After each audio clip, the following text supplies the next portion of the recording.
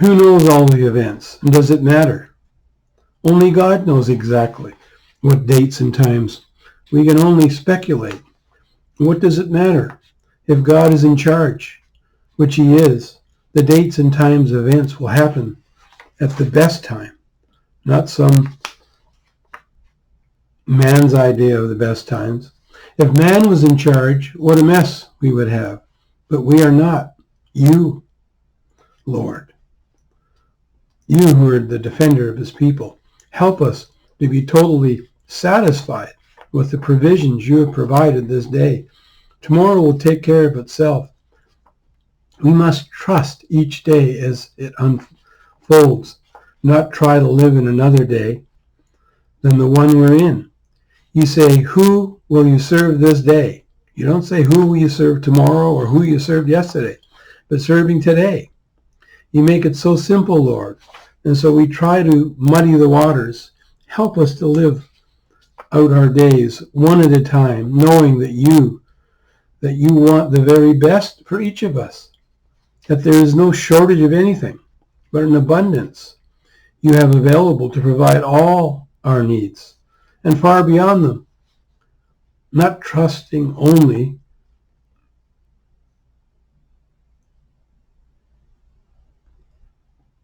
in you makes our days miserable and unfulfilled. You're either an unlimited, merciful God or not.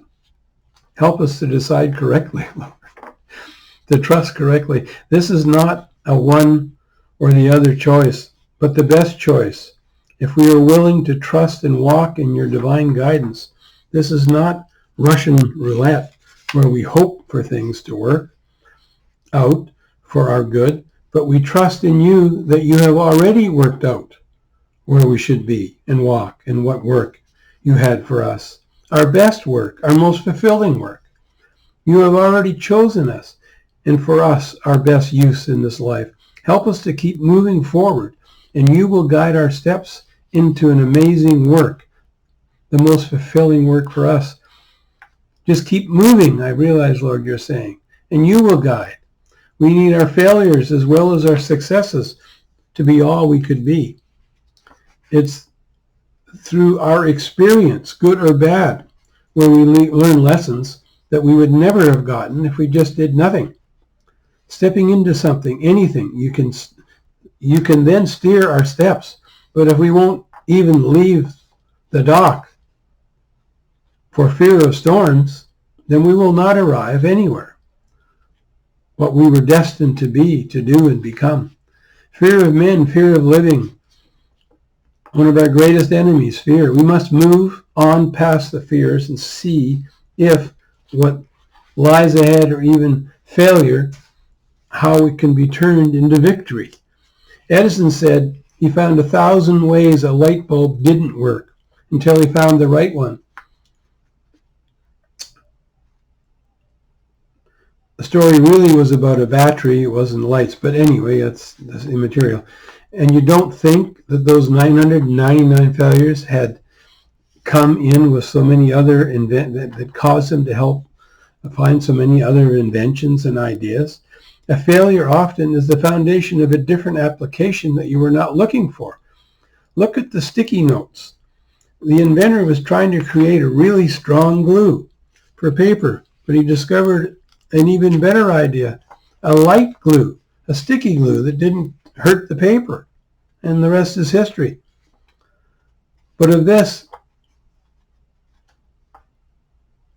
men set out to find a strong glue, and would never have found his greatest discovery. So don't be too quick to discount even seemingly failures, because maybe, used in the right use, that failure will actually become a great success. Just because you have created a new-born baby, don't throw it out with the bathwater.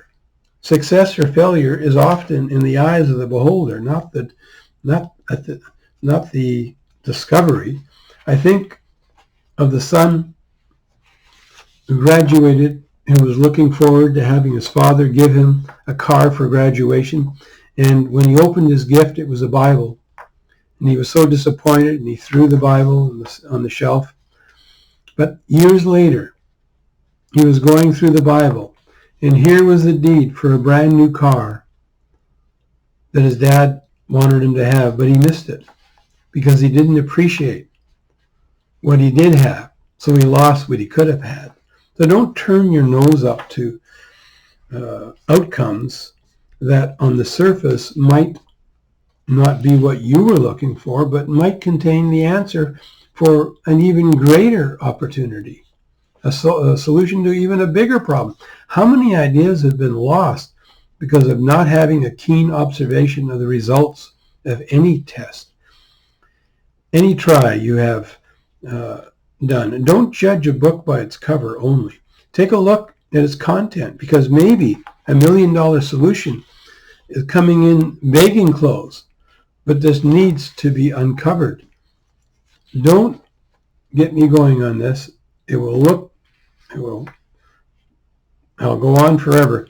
Maybe you do need to let go and go for it, because if you fail, what an adventure. And just maybe it'll turn out to be a solution to some great invention.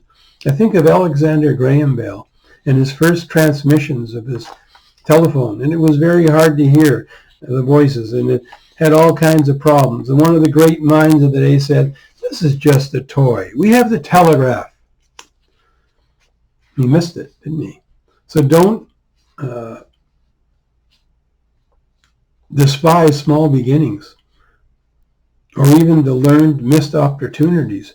Don't let the naysayers get you off track.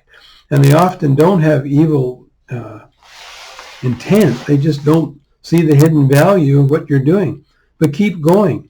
You will hit pay dirt eventually, and even if you don't, which I don't think will happen, because I think there are 1 million new ideas to be discovered. At least in your life, you were on an adventure and not a quiet desperation like most. And remember, no one is a failure if they keep going. It's when you quit and you give up, you become a failure. You can always pivot on an idea. Who says you don't? And who says you can't? Only you decide to not fail because you refuse to give up. This is not an age thing or a wealthy thing or a now thinking. This is not a high IQ thing. This is a mindset problem. And with the right mindset, you can do anything. I remember when I was working on a steam dredge up in the Hudson River, way up north in Canada, and we had broken a cable and it snapped. And luckily no one was nearby because it would have cut them in half. And I looked at this pile of knots of wire and said, well, this isn't unsolvable. And the foreman looked at me and said, we will stay here if it takes until the cows come home, but we will solve it. And after many hours with his leadership and 12 other men, we fixed it. For what I thought was impossible. I was young and I had not possible thinking. But he had the attitude, we're going to do it, and it is possible. And then we'll do this till, even if it's the last thing we ever do. Well, he was right. When I thought we were done, he had just begun. 2 views, mine and his.